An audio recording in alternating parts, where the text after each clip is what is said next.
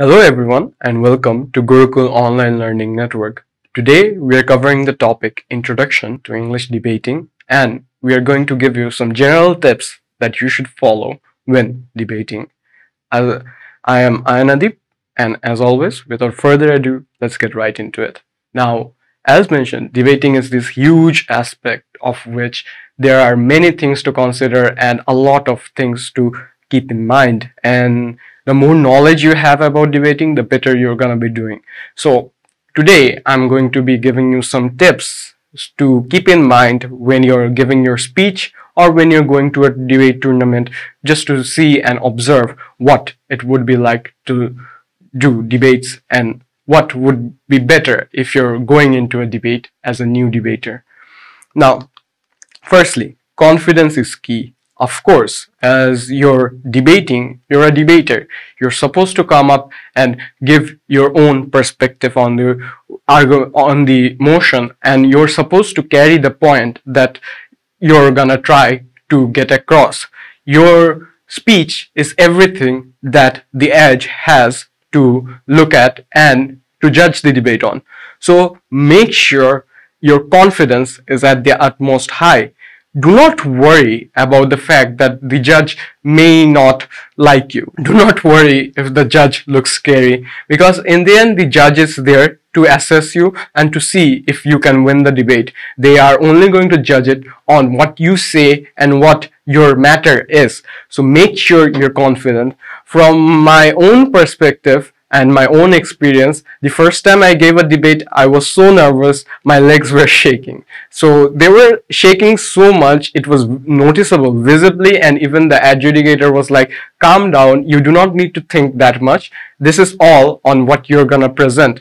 And do not worry about stuttering a little or here and there. Stuttering is normal. A lot of us stutter, and it's not like you're such a good speaker of English that you're going to be speaking in a completely normal flow and you have everything prepared in your mind. When you're debating, everything is coming from your head. You're not going to be writing everything down, because as mentioned before, prep time is only of 30 minutes or 15 minutes.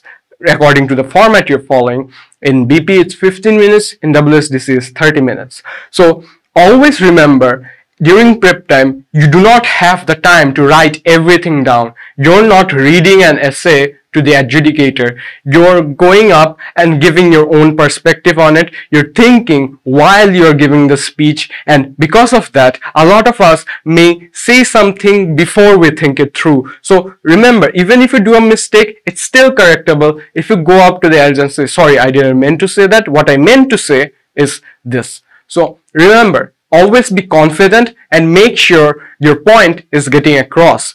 And remember, always speak the whole of the debate. Make sure you're speaking the whole of the debate and not going out before the end buzzer, as it affects your debate a lot and the marks is dependent on it. So if you're going up there speaking all throughout the 7 or 8 minutes, your marks will be normal.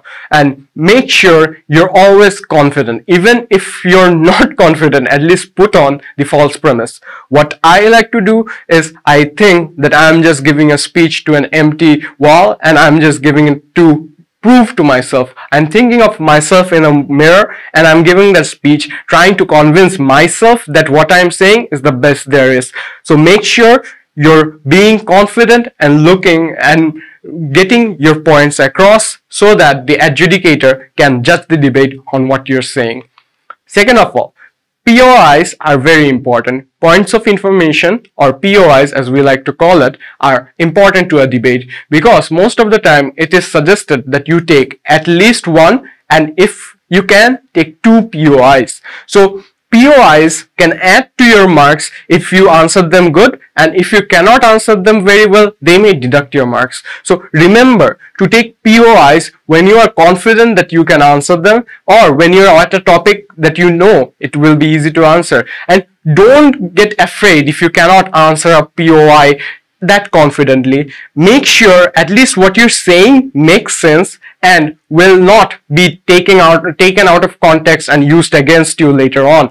So when you're taking a POI or giving a POI, make sure you're looking as best as you can. Make sure you're taking it as best as you can, and do not hesitate to say that my next speaker will cover this or my arguments will cover this, and do not waste too much time on it, as that's the #1 problem you see in debaters, wasting too much time on points of information. And with that, it comes another tip: do not pester a debater with points of information. What do I mean by that?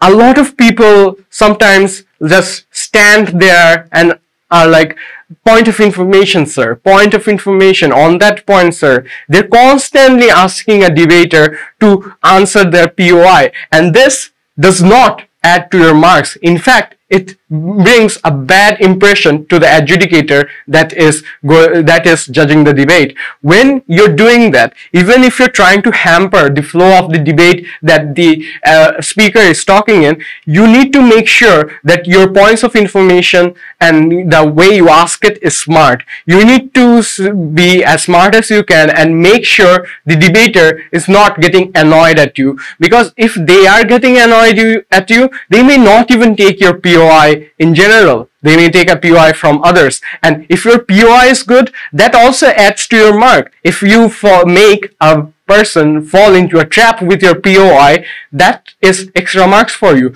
So make sure your POIs are smart, and you do not pester a debater with POIs. If they wish to take it, that is good. If they do not wish to take it, that is good for you too, because they are not getting the extra marks that they could have. If you have a very important point to point out, then you can make your next speaker, or if you yourself are going after, make sure you point it out as a normal point in your speech. Just say that, all right, the POI that I was going to ask was this, and this is important because of this reason. So always show them why this is important and why they should take it into account. Third, always take individual feedback. Now, what is individual feedback? After a debate, the adjudicator gives the results, and there is a chance to take an individual feedback from them. This is not the case in silent rounds, which are generally the last round of the debate. But other than the silent round, if you go up to the adjudicator and say, sir, can I take personal feedback or individual feedback, the adjudicator will always give you an individual feedback on what you yourself could have done better in the debate, or what you were lacking in the debate. So always remember, after the verdict has been given, you go up to the adjudicator and say, sir, can I take personal feedback, or can I take individual feedback, or do you have any feedback on my speech? So almost all of the time, unless you've given a perfect speech, they will give you some feedbacks to improve your debate. So make sure to take these feedbacks and see from the judge's perspective how you won, or how you lost, or how you ended up in the position that you are, because the judges give the verdict in a more generalized manner in which they are showing why the teams win. But if you go up to there, they can give you an individual feedback on what you could have done to win and what you did to either lose or win. So always go and take individual feedback. Fourth, always make sure to read up on the hottest topic in the world. So remember, there are topics in the world that are very important in a set amount of time. So what is it that the whole world is talking about currently? Make sure to look at it, because most of the time the motions are set in such a way that they cover the latest topic of the world. So when you're looking up at the topic of the world, make sure to think about both perspectives. Think about what you would do to oppose that topic, or what you would do to support that topic. Think it through yourself and make sure you have a general idea of what you want to talk about, or if it shows up, what you're going to talk about. So always read up on the hottest topics in the world, and how to know them. I have covered a session on where to get the information and the utilities for it. Next, frame your arguments. What do I mean by this? So framing your arguments is basically showing why your arguments are important in the general characterization of the debate. So make sure you're coming in and framing your arguments such that they are the most important in the debate. So what do I basically mean by this? So instead of just saying that one of the ways to solve the problem that we have been presented with is this. Instead of saying that, say that this is the only way to solve the problem that we are presented with. Now, this shows that your arguments are the most important, and without your arguments, nothing will be solved. Now, of course, it will be solved, but for the sake of winning, you can use that framing to make your arguments look much more important than they actually are. And that will actually carry across to the adjudicator, and they will think, is this the only way to solve it? Of course. When that comes in, they will be thinking about a rebuttal from the opposition team. And if the opposition team cannot give you a proper rebuttal, that is points to your argument. So make sure you're framing your arguments to show that your one is the most important in the general characterization of the debate or the presented motion. 6. Explain the process or mechanism.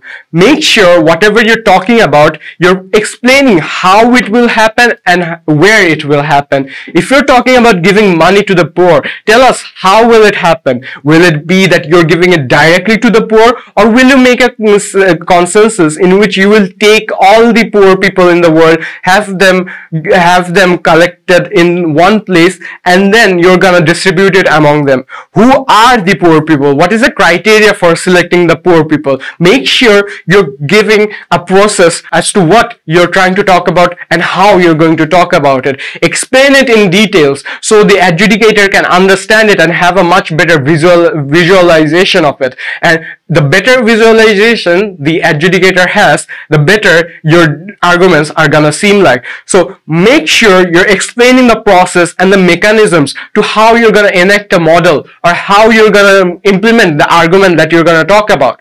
So, and that adds to your debating arguments in general. 7. Weigh or compare the metrics and the arguments. So remember, there are going to be a lot of arguments and rebuttals since it is a debate in the end. So show why your one is the most important and why your one weighs much better than the other ones that are talked about. So always show why your one has the best interest and why your one is the most important. As mentioned before, framing your argument such that your one is the only way to solve it. Show why your one is actually the only way to solve it and why the others don't work. And that way you're comparing it so that your arguments are the best and your arguments will win in general. So 8. Carry different colored pens. This is a tip for note taking. Now, a lot of people ask, how am I supposed to take notes? Because this is a big debate. Well, it is on you. And carrying different colored pens is a good habit to take on. So, why is this important? Note taking is always personal preference. So this is all on what you yourself are comfortable with. Some of the debaters what they do is they turn the notebook horizontally and write two debaters on the two halves of the notebook. Some do it while they are in vertical. So they draw a line across the middle and then they keep both the arguments on side to side. Some of them write all the arguments on one side and keep the other arguments on another. So some of them even tear pages off of their notebook when they are giving their arguments and have it all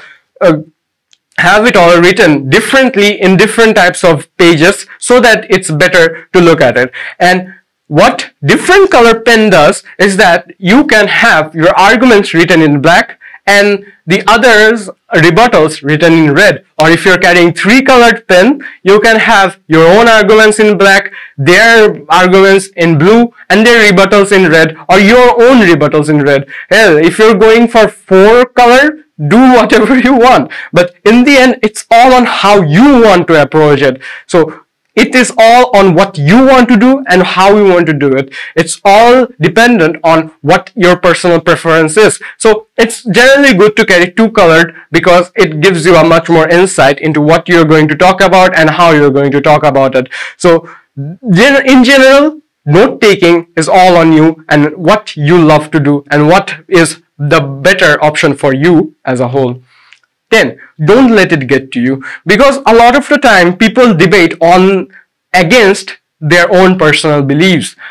This is debating in general. You need to debate on issues that are probably very dear to you and near to you, and you support it wholeheartedly, but you may have to go against it. And this leads to a lot of people feeling very ashamed to go against it, or very sad to just see their own beliefs being gone up against. But this is the sport of debating. This is why debating exists. Is it really the one you should support or you should not support? So after a motion is done, don't let it get to you such that you need to think it through. Why have I done this or that?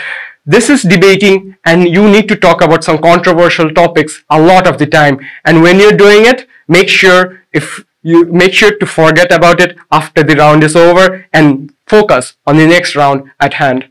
And as always, make sure to have fun while you're debating. In the end, if you're too serious and want to win everything, that will be quite a hurdle to go over. So just remember to have as much fun as you can and have the best experience that you can. And with friends, it's always a good experience to just go in, have fun, debate for the sake of fun. And with that, thank you. Make sure to share this video if you liked it, and if you have any questions, leave it in the comment box below.